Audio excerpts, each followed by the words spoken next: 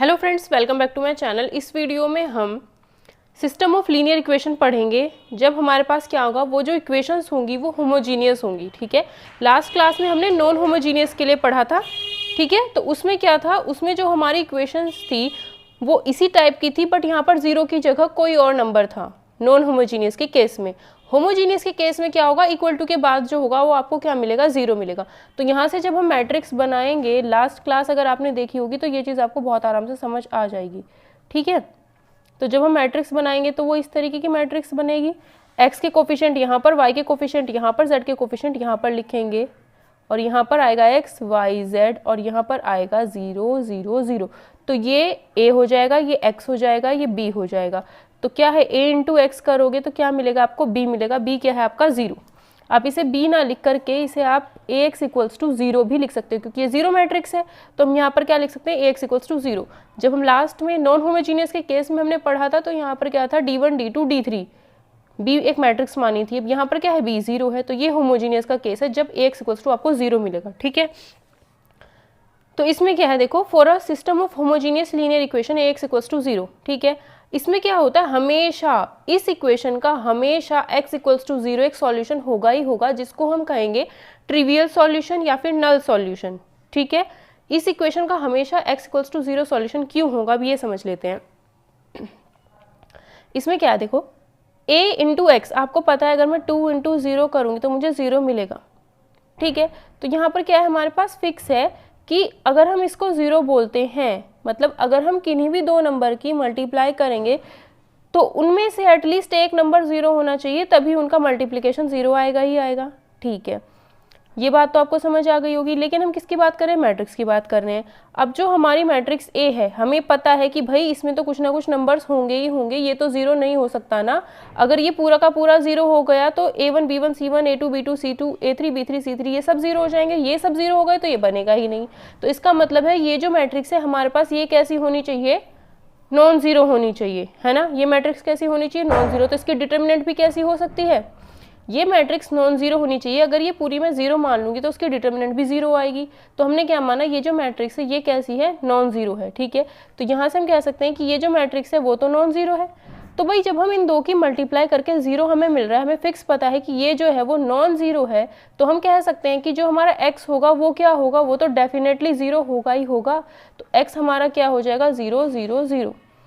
तो मतलब x Y Z की वैल्यू क्या हो जाएगी हमारी, 0 0 0 हो जाएगी। तो यहाँ से हमें पता चलता है कि अगर हमारे पास एक्स इक्वल्स टू 0 है और ए एक मैट्रिक्स है जो कि नॉन जीरो है, तो फिक्स है कि एक्स क्या होगा, 0 होगा ही होगा। यानी एक्स वाई जेड की जो वैल्यू हमें मिलेगी, जो सॉल्यूशन होगा उसका एक 0 0 0 सॉल्यूशन होगा ही होगा। तो उसे हम कहते हैं नल सॉल्यूशन या फिर ट्रिवियल सॉल्यूशन। ठीक है, तो यहाँ से हम कह सकते हैं एक्स इक्वल्स टू 0 जब भी होगा तो हम बोल सकते हैं कि जो होमोजीनियस सिस्टम होगा वो हमेशा कंसिस्टेंट होगा ही होगा। होमोजीनियस सिस्टम का हमेशा एक ना एक सॉल्यूशन हमें मिलेगा ही मिलेगा। ठीक है, ऐसा कभी नहीं होगा कि इनकंसिस्टेंट हो, कि कोई सॉल्यूशन मिले ही ना। होमोजीनियस सिस्टम हमेशा क्या होगा, कंसिस्टेंट होगा, उसका क्या होगा, हमेशा कोई ना कोई सॉल्यूशन मिलेगा ही मिलेगा।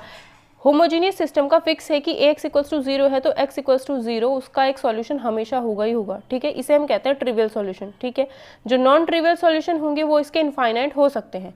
तो इस इक्वेशन के हमेशा एक्स इक्वल्स टू 0 होगा ट्रिवियल सॉल्यूशन, और इनफाइनाइट सॉल्यूशंस जो होंगे वो उसके नॉन ट्रिवियल सॉल्यूशन कहलाएंगे। वो हम देखते हैं आगे कैसे होगा। अब कहा है कि अ system of homogeneous linear equation has either the trivial solution, कि जो भी सिस्टम होगा होमोजीनियस लीनियर इक्वेशन का, उसमें या तो ट्रिवियल सॉल्यूशन होंगे या फिर उसमें इनफाइनाइट नंबर ऑफ सॉल्यूशंस होंगे। डिपेंड करता है, ये डिपेंड करता है रैंक पर। ठीक है, जो ये हमारे पास अगर rank of A number of unknowns के बराबर आती है तो हमें ट्रिवियल सॉल्यूशन मिलेगा ही मिलेगा। मतलब अगर ये जो मैट्रिक्स है ये कितने की, 3 क्रॉस 3 की है और इसकी रैंक 3 आ जाती है, मतलब माइनर मेथड से अगर देखें, अगर हम इसकी डिटर्मिनेंट निकाल दें तो हमारे पास डिटर्मिनेंट क्या आएगी, नॉन जीरो। 3 क्रॉस 3 की डिटर्मिनेंट निकालेंगे तो वो क्या है, सबसे बड़ा माइनर। माइनर मेथड सिर्फ यहाँ पर ऐसे ही यूज़ होगा। ठीक है, तो डिटर्मिनेंट अगर हम इसकी निकालते हैं 3 क्रॉस 3 की, तो हमारे पास क्या आती है, नॉन जीरो आती है। अगर इसकी वैल्यू, इसकी डिटर्मिनेंट निकालने पर नॉन जीरो आ जाती है, मतलब इसकी रैंक 3 है। और अगर इसकी रैंक 3 है मतलब ये चीज़ क्या होगी, नॉन जीरो। अगर ये चीज़ नॉन जीरो होगी तो फिक्स है कि ये 0 ही होगा। तो मतलब अगर इसकी रैंक 3 होती है, इसकी रैंक उतनी ही होगी जितने नंबर ऑफ अननोन्स। कितने नंबर ऑफ अननोन्स है, 1 2 3 तीन नंबर ऑफ अननोन्स है, तो इसकी रैंक भी क्या है, 3 ही है। तो अगर इसकी रैंक और नंबर ऑफ अननोन्स बराबर आ जाएंगे तो वहाँ पर क्या होगा, वहाँ पर ये ट्रिवियल सॉल्यूशन हमें मिलता है। ठीक है, क्योंकि हम रैंक कैसे निकालते थे, इसलिए मैंने रैंक वाला कंसेप्ट अच्छे से समझा रखा है। जिसको वो क्लियर हो रखा होगा उसे ये चीज़ समझ आ गई होगी। रैंक में हम क्या करते हैं कि ये जो मैट्रिक्स है उसका सबसे बड़ा डिटर्मिनेंट निकाल देते हैं। सबसे बड़ा डिटर्मिनेंट इसका 3x3 का होगा, सबसे बड़ा डिटर्मिनेंट इसका सबसे बड़ा माइनर ही इसका क्या है, डिटर्मिनेंट है। सबसे बड़ा माइनर यानी डिटर्मिनेंट ऑफ ए हमने इसका निकाल दिया, वो क्या है 3x3 का, वो हमारा नॉन जीरो आ गया। मतलब सबसे बड़ा माइनर 3x3 का जो हमने निकाला वो नॉन जीरो आ चुका है, यानी इसकी डिटर्मिनेंट नॉन जीरो आ चुकी है। तो इसका मतलब इसकी रैंक 3 होगी। अगर इसकी रैंक और ये नंबर ऑफ अननोन्स की संख्या बराबर हो, ये भी 3 आया है और नंबर ऑफ अननोन्स भी 3 है, तो उसी केस में हम कह सकते हैं कि Ax इक्वल्स टू अगर 0 है तो ये x की वैल्यू 0 होगी, मतलब ट्रिवियल सॉल्यूशन मिलेगा ही मिलेगा। अगर ये इसकी डिटर्मिनेंट अगर हम निकालें और वो आ जाए 0, ठीक है, इसकी डिटर्मिनेंट निकाल दिया, या फिर हमने इसका सबसे बड़ा माइनर निकाला है, सबसे बड़ा माइनर 3x3 का हमने इसका निकाला है और वो क्या आ चुका है, 0 आ चुका है। तो मतलब अब इसकी जो रैंक होगी वो 3 नहीं है, तो अब इसकी रैंक क्या होगी, 3 से कम हो जाएगी।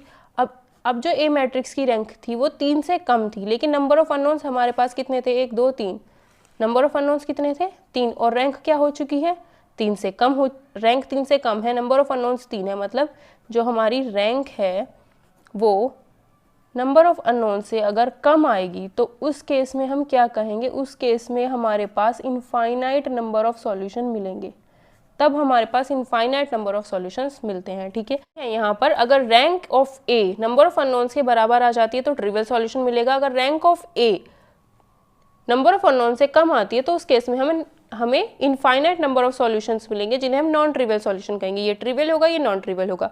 रैंक कम आती है तो नॉन ट्रिवियल सॉल्यूशन मिलेगा। और इस पर बेस्ड ये शायद एग्जाम में, पता नहीं इस पर या इस पर, इन दोनों में से एक पर बेस्ड एग्जाम में क्वेश्चन पूछा गया है। ठीक है, डायरेक्ट थ्योरी बेस्ड ही था। अ system of homogeneous linear equation, एक शॉर्ट रिव्यू उसका देख लेते हैं। x इक्वल्स टू 0, होमोजीनियस में ये होगा हमेशा कंसिस्टेंट होता है। ठीक है, हमेशा कैसा होता है, कंसिस्टेंट होता है, हमेशा इसका सॉल्यूशन मिलता है। तो हम क्या करते हैं, इसकी रैंक निकालते हैं। जैसे ही हम इसकी रैंक निकालते हैं, किसकी, मैट्रिक्स ए की, जैसे ही हम रैंक निकालते हैं तो अगर वो नंबर ऑफ अननोन्स के बराबर आ जाती है, अगर मैट्रिक्स 4x4 की है, 4 ही उसमें अननोन मिलते हैं तो ऐसे, या फिर 3x3 की है, 3 ही उसमें अननोन मिलते हैं, तो ये क्या हो जाती है, rank of matrix number of unknown के बराबर आ जाती है। तो उस केस में हमें यूनिक और ट्रिवियल सॉल्यूशन मिलता है, x equals to 0, y equal to 0, z equals to 0, यानी कैपिटल X इक्वल्स टू 0। ठीक है, अगर रैंक ऑफ ए मैट्रिक्स की जो रैंक है नंबर ऑफ अननोन से कम आ जाए, ये 4 है हमारे पास, ये 3 आ जाए, ये 3 है, ये 2 आ जाए, ठीक है, कम आनी चाहिए रैंक, तो वहाँ पर हमें infinite number of non trivial solution मिलते हैं। ठीक है, तो rank of A is equals to क्या हो जाती है, हमारे पास कम हो जाती है नंबर ऑफ अननोन्स। m क्या है, रैंक मान ली इसकी, और n क्या है, नंबर ऑफ अननोन्स। m की वैल्यू क्या है, n से कम है, तो उस केस में क्या हो जाता है, हमारे पास इनफाइनाइट नंबर ऑफ सॉल्यूशंस मिलते हैं। अगर वहां पर कोई पूछे कि कितने लीनियरली इंडिपेंडेंट रोज होंगी, उसमें क्या पूछे, कितनी लीनियरली इंडिपेंडेंट रोज होगी, तो हम क्या करेंगे, थोड़ा सा याद कर लेना इसको, क्योंकि जब लीनियरली इंडिपेंडेंट पढ़ेंगे तो वहां पर ज्यादा अच्छे से समझ आ जाएगी ये चीज। नंबर ऑफ अननोन्स कितने हैं, 3 मान लिए हमने number of unknowns, x y z। Rank कितनी आई, मैट्रिक्स ए की रैंक हमारी 2 आ गई, तो 3 में से 2 को माइनस कर देंगे, कितना मिला, 1, तो 1 लीनियरली इंडिपेंडेंट रो उसमें होगी। ठीक है, लीनियरली इंडिपेंडेंट अगर आपको पता होगा तो ये चीज़ समझ आ गई होगी। अगर लीनियरली इंडिपेंडेंट के बारे में हम बात करेंगे तो वहाँ पर एक क्लियर हो जाएगी चीज़। बस इतना ध्यान रखना कि जो भी रैंक आती है अगर वो नंबर ऑफ अननोन से कम आ जाती है तो नंबर ऑफ अननोन में से हम उस रैंक को घटा देंगे, घटाने के बाद हमें जितना भी मिलता है उतने उसमें एलआई वेक्टर्स या इंडिपेंडेंट रोज हमें उसमें मिल जाएंगी। ठीक है, एलआई मतलब लीनियरली इंडिपेंडेंट।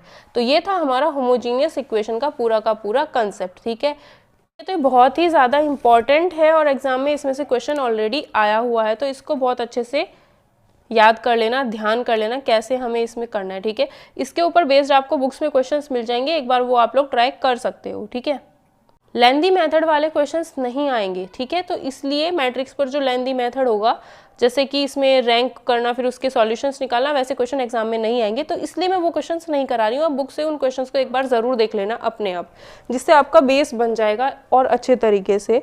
ठीक है, ये जो थ्योरी है इस पर बेस्ड क्वेश्चन कर लेना होमोजीनियस इक्वेशंस के और नॉन होमोजीनियस इक्वेशंस के बुक से, तो आपके जो कंसेप्ट हैं वो और ज़्यादा क्लियर हो जाएंगे। ठीक है, इसलिए मैं वो लेंथी क्वेश्चंस नहीं करा रही हूँ क्योंकि वो एग्जाम में पूछे नहीं जाएंगे, बट अगर आप करोगे खुद से तो थोड़ा क्लियर हो जाएगा आपके दिमाग में ना, चीज़ें जो हैं वो क्लियर हो जाएंगी और जो हमारी क्वेश्चन सीरीज चल रही थी, नंबर ऑफ़ क्वेश्चंस हम कर रहे थे MCQs, वो कुछ दिन बाद कंटिन्यू करूँगी मैं, 2-4 दिन बाद वो कंटिन्यू करेंगे हम, ठीक है।